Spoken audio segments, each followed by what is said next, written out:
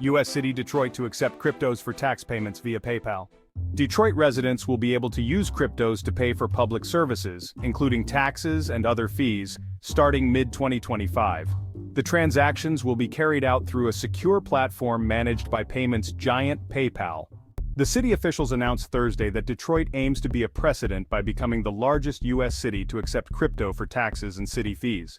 We are excited to be one of the first major U.S. cities to explore blockchain's civic applications and allow residents to use their cryptocurrency as a payment option, said Detroit Mayor Mike Duggan. The announcement did not mention which cryptos Detroit plans to accept. However, given that PayPal accepts tokens, including Bitcoin, Ethereum, Bitcoin Cash, Litecoin, and native PayPal USD, it is understood that Detroit would initially include these cryptos. The release noted that the inclusion of crypto payment option is part of the city's broader strategy.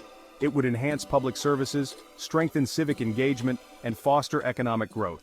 Furthermore, the city of Detroit has also invited blockchain entrepreneurs and innovators to pitch their ideas for civic applications.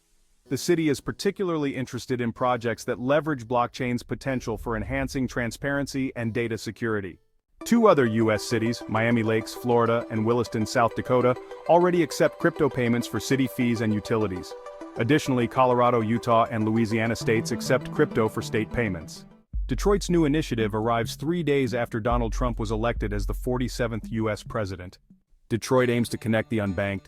According to the Federal Reserve Bank of Cleveland's report, Unbanked in America, a review of the literature, 30% of adults in the Metro Detroit area were unbanked. Besides, the key reasons among the unbanked include lack of trust in banks and desire for more privacy. According to the City of Detroit Treasurer Nikhil Patel, the city aims to modernize payment channels and processes.